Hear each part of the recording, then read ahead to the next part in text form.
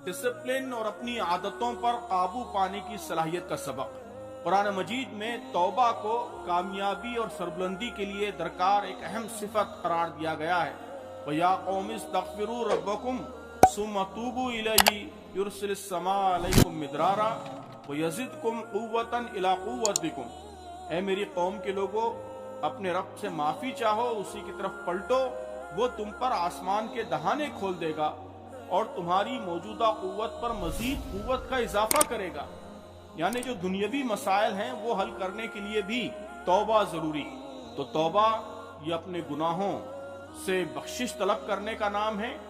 और जो कुछ हमारे उलमा ने लिखा है कि तौबा में ये बात भी शामिल है कि उस गुनाह को छोड़ने का पुख्ता अज़्म आपके अंदर पाया जाए। आप उस गुनाह को छोड़ें तो गोया तौबा चेंज होने की सलाहियत का नाम, स्टेटस को तोड़ने की सलाहियत का नाम, वो इज्तिमाई फ्लेक्सिबिलिटी का नाम है जिसे आप जदीद इस्तिलाह में चेंजेबिलिटी कहते हैं, बदलने की सलाहियत। कि बाज़ कौमें वो होती हैं कि वो अपनी कमजोरियों को महसूस करती हैं, उनको मालूम होता है कि ये हमारी कमजोरी है, लेकिन इसके बावजूद वो उस कमजोरी को दूर नहीं कर पाती, अपने आप को बदल नहीं पाती। लेकिन जो कामयाब कौमें होती हैं, जिस लम्हे उनको महसूस हो कि ये उनकी गलती है, ये रवैया नामुनासिब रवैया है, बदलना चाहिए, तो बदलने में उनको देर नहीं लगती।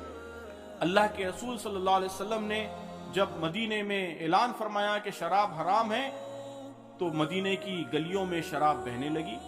जो लोग कई नस्लों से शराब के आदी थे, शराब पर फख्र किया करते थे, कई 100 साल पुरानी शराब उनके पास रखी हुई थी, उनको एक सेकंड नहीं लगा शराब छोड़ने की, एक सेकंड नहीं लगा। ऐलान हुआ और शराब गलियों में बहने लगी। तो ये अपने आप को फौरी बदलने की सलाहियत, अपने आप को चेंज करने की सलाहियत, ये बहुत बड़ी कुव्वत है।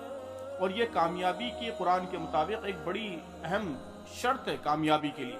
तो अपनी गलतियों और शख्सियत के खराब पहलुओं को न समझना ये भी तौबा के खिलाफ है, और अपनी कमजोरियों को समझने के बावजूद उस पर अड़े रहना ये भी तौबा की सलाहियत के खिलाफ है। तो अज़्ज़ान गिरामी, जिन कमजोरियों को हम महसूस करते हैं, उन कमजोरियों को दूर करने की सलाहियत हमारे अंदर पैदा हो, ये भी गोया इससे एक बड़ा अहम लेसन हमको मालूम होता है।